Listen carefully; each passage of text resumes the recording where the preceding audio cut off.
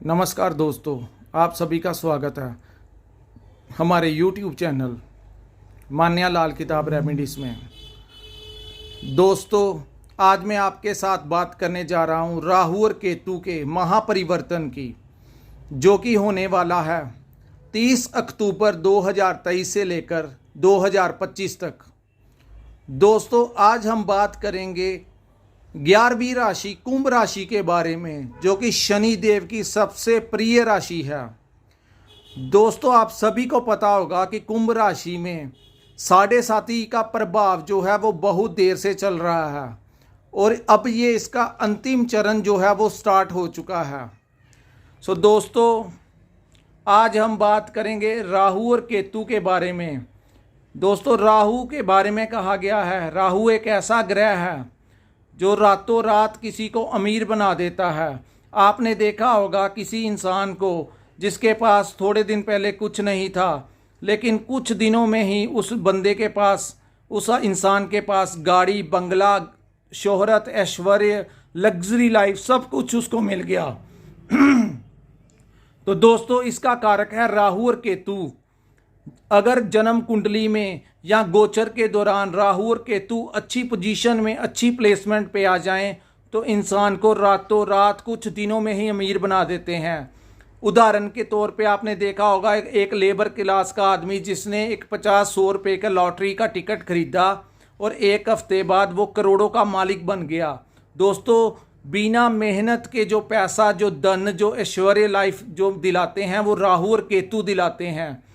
दोस्तों, अन्य ग्रह जो होते हैं, अगर आपकी कुंडली में बलवान भी हों तो आपको कड़ी मेहनत के बाद किसी मुकाम पर पहुंचाते हैं, लेकिन राहु और केतु के बारे में कहा गया है जमीन से आसमान का सफ़र बहुत ही जल्दी जो करवाते हैं वो राहु और केतु होते हैं।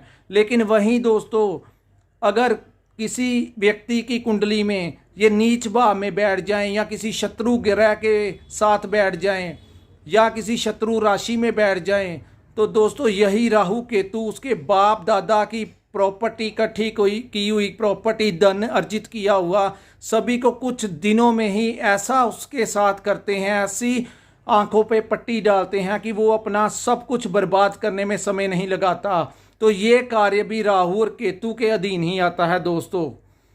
दोस्तों राहु और केतु के बारे में आज हम चर्चा करेंगे। इससे पहले जो आपके साथ घटित हो रहा था पिछले 1.5 वर्षों से, उसके बारे में हम जिक्र करते हैं। दोस्तों, राहु जो था वो तृतीय भाव में गोचर कर रहा था। तृतीय भाव जो होता है पराक्रम और साहस का भाव होता है। दोस्तों, तृतीय भाव में जो प्लेसमेंट होती है उसमें राहु आपको बहुत कुछ दिलाता है, लेकिन हुआ ये कि उसके साथ गुरु भी बैठ गए। गुरु जो हैं वो देव गुरु बृहस्पति देवताओं के गुरु हैं, और राहु जो है इसको राक्षस प्रवृत्ति का तामसिक ग्रह, पापी ग्रह माना जाता है। तो जब ये दोनों ग्रह इकट्ठे हो गए आपके पराक्रम भाव में, तो यहाँ पे बैठ के इन दोनों ने जो अच्छे परिणाम देने थे वो सारे उल्ट परिणाम देने शुरू कर दिए। आपके शत्रु बढ़ गए, आपके लव लाइफ में प्रॉब्लम क्रिएट हो गई, आपके घर में क्लेश शुरू हो गया। कुछ लोगों की तो बात डिवोर्स तक पहुंच गई और कुछ लोगों ने डिवोर्स को अप्लाई भी कर दिया। दोस्तों, ये कार्य राहु ने करवाया। जिन लोगों को बिजनेस में ग्रोथ देनी थी, जिन लोगों के काम बनाने थे, उन कामों में अड़चने, रुकावटें पैदा करने का काम जो था वो राहु और गुरु चंडाल दोष बनाकर कर रहे थे। अभी तक ये घटित हो रहा है दोस्तों आपके साथ। कुछ लोगों का तो तलाक या डिवोर्स भी हो गया होगा, लेकिन कुछ लोगों का ये जो प्रोसेस है वो चल रहा होगा। दोस्तों, ये काम आपका 30 अक्टूबर तक रहेगा। 1 महीना अभी भी है। अपनी ज़िंदगी में सावधानी बरतें। दोस्तों, आपका पार्टनरशिप में जो काम था उसमें अड़चनें डाली होंगी। आपके पार्टनर के साथ, आपके बिजनेस पार्टनर के साथ आपका मनमुटाव हुआ होगा, बिजनेस में लॉस हुआ होगा, आपके ऊपर कोर्ट केस हो गए होंगे, या आपके ऊपर हॉस्पिटल में नाजायज खर्चा जो था वो हुआ होगा। ये सब कुछ राहु और केतु ने, जो राहु ने और गुरु ने चंडाल दोष बनाया था, उसकी वजह से आपके साथ हो रहा था। दोस्तों, ये कार्य 30 अक्टूबर 2023 तक आपको बहुत सावधान रहना है। जैसे ही 30 अक्टूबर को राहु ट्रांजिट करेंगे, राहु तृतीय भाव से द्वितीय भाव में आ जाएंगे। दोस्तों जो अन्य ग्रह होते हैं वो एक से दूसरे घर, दूसरे से तीसरे घर, तीसरे से फोर्थ हाउस में आते हैं, लेकिन राहु और केतु जो हैं वो हमेशा ही उल्टी चाल चलते हैं। कहने का मतलब अगर वो तृतीय भाव में थे तो फिर वो द्वितीय में जाएंगे, उसके बाद वो प्रथम भाव में आएंगे। दोस्तों इसमें मैं आपको बता देना चाहता हूँ, जो मैं आपको आज प्रेडिक्शन करने वाला हूँ ये आपकी चंद्र राशि के ऊपर प्रेडिक्शन होगी। सो दोस्तों राहु 30 अक्टूबर के बाद जैसे ही आपके द्वितीय भाव में गोचर करेंगे तो द्वितीय भाव का संबंध जो है वो धन के साथ है। द्वितीय भाव को धन का कारक माना गया है। सो दोस्तों यहाँ पे आपका जो 7.5 चल रही थी उनका अंतिम चरण स्टार्ट हो जाएगा। इसमें आपको जिन लोगों ने कुछ गलत रास्ते अपनाए थे, कुछ पाप कर्म किए थे, तो कहते हैं कि शनि देव जो हैं उनको न्याय का देवता कहा जाता है। जैसा इंसान करता है तो शनिदेव जज बन के वैसा ही फैसला सुनाते हैं। अगर आपने दान पुण्य किया होगा, धार्मिक कार्य किए होंगे, किसी की मदद की होगी इस दौरान 7.5 के दौरान, तो अंतिम चरण में शनिदेव जो आपका जो जितना भी लॉस हुआ उसको कवर कर देंगे। आपके जो सिर पे कर्जा चढ़ा दिया इस कार्यकाल के दौरान, आपको कर्जे से बाहर निकालने का काम जो है वो शनिदेव करेंगे। लेकिन वहीं आपने अगर गलत रास्ते अपनाए होंगे तो उसका भी आपका जो आपको भुगतान देना पड़ेगा। सो दोस्तों द्वितीय भाव में जो अभी तक आपकी शादी विवाह में योग नहीं बन रहा था, आपकी शादी विवाह में रिश्ता होता था लेकिन टूट जाता था, कोई ना कोई कुछ गलत ऐसा हो जाता था जिससे बात आपकी पॉइंट तक पहुंचती नहीं थी, पहले ही खत्म हो जाती थी। तो जिन लोगों की शादी विवाह का योग नहीं बन रहा था 30 अक्टूबर के बाद उनके योग खुलेंगे। जिन लोगों को पढ़ाई में दिक्कत आ रही थी, करियर को लेके वो डिप्रेशन में थे, तो अभी 30 अक्टूबर के बाद जब ये दोनों ग्रह सेपरेट होंगे तो आपको बहुत अच्छा रिजल्ट मिलना शुरू हो जाएगा। दोस्तों द्वितीय भाव में जब राहु आते हैं तो किसी ना किसी नशे की लत लगानी शुरू कर देते हैं। सो दोस्तों जो लोग तो कभी कभार ड्रिंक करते हैं या शराब का सेवन करते हैं, तो वो लोग अगर रोज पीनी शुरू करेंगे तो दोस्तों वो जिंदगी भर इस एडिक्शन को छोड़ नहीं पाएंगे। सो आपने इसका परहेज करना है। शराब का सेवन कम से कम कीजिए, कोशिश कीजिए कि इस कार्यकाल के दौरान शराब की लत ना लगने दीजिए, नहीं तो ये आपके लिए बहुत कठिन होगा। दोस्तों द्वितीय भाव में जब राहु आते हैं तो आपका जो खर्च है वो अचानक से बढ़ा देंगे। किसी ना किसी चीज़ को लेके आपका खर्च जो है आमदन से ज़्यादा हो सकता है।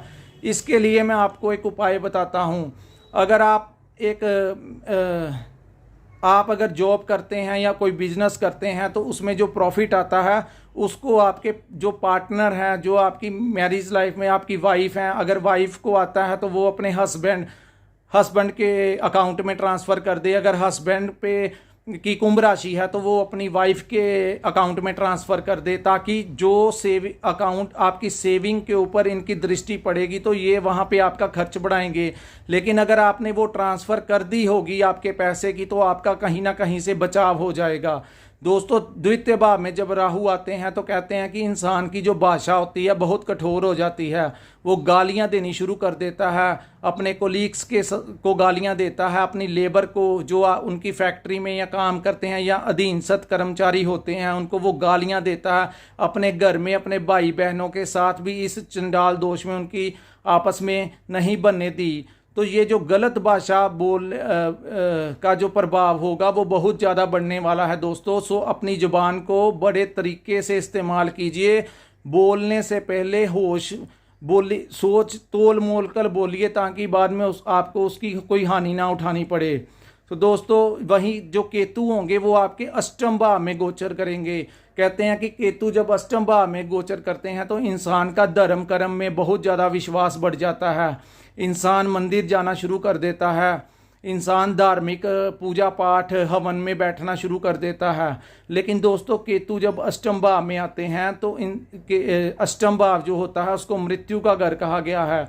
तो केतु जब अष्टम भाव में आएंगे तो दोस्तों कहीं ना कहीं ये कोई माइनर ऑपरेट भी आपका करवा सकते हैं। अगर कोई लंबी समय से कोई बीमारी आपके ऊपर चल रही थी तो आपके ऑपरेशन होने के बहुत ज़्यादा चांसेस बनाएंगे ये अष्टम भाव में बैठ कर केतु अष्टम भाव में बैठकर आपको शारीरिक तौर पर आपको किसी जो निचला भाव है दोस्तों, राहु और केतु के बारे में कहा गया है कि जो ऊपर वाला हिस्सा है गले से ऊपर का, तो ये राहु है।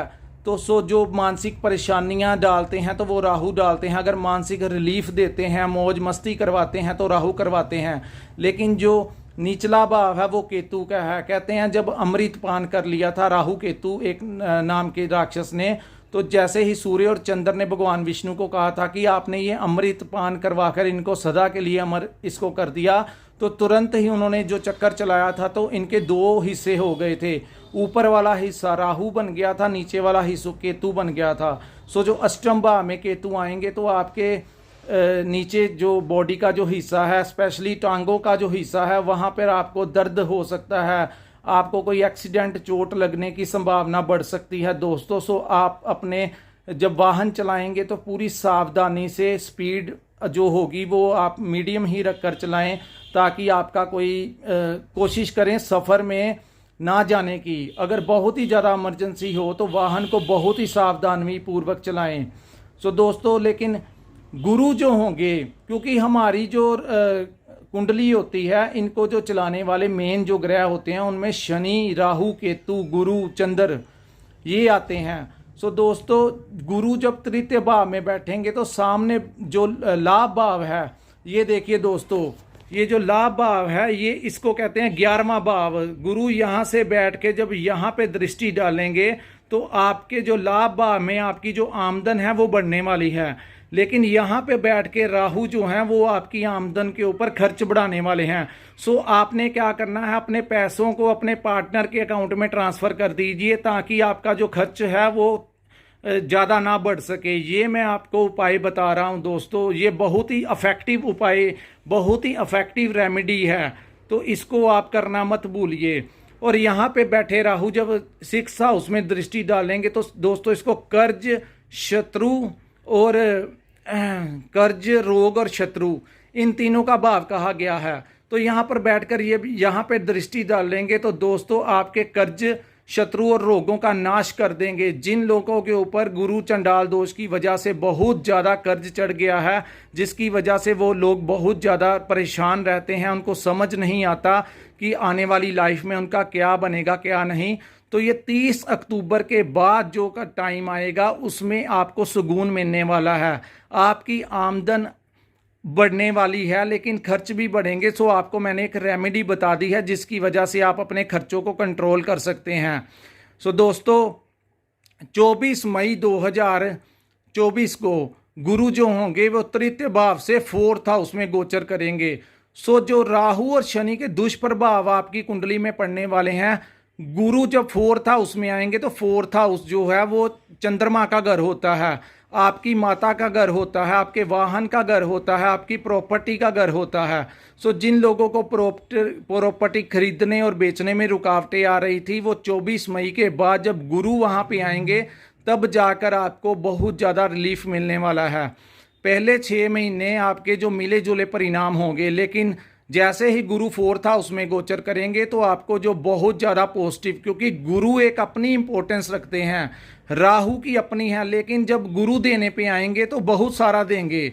आप कहते हैं कि अन्य ग्रह आपको पैसा जरूर देते हैं, लेकिन बैलेंस जो होता है, आपकी जो सेविंग होती है उसके कारक गुरु होते हैं। अगर गुरु खराब हो तो आप जितना मर्जी पैसा कमाएं आपका सारा खर्च हो जाएगा, लेकिन अगर गुरु अच्छी प्लेसमेंट पे आ जाएं तो आपकी सेविंग होनी शुरू हो जाएगी। सो 24 मई 2024 तक आपको सावधान रहने की ज़रूरत है। उसके पश्चात गुरु जब 4th हाउस में गोचर करेंगे तब जाकर आपकी जो सेविंग होगी वो बढ़ेगी।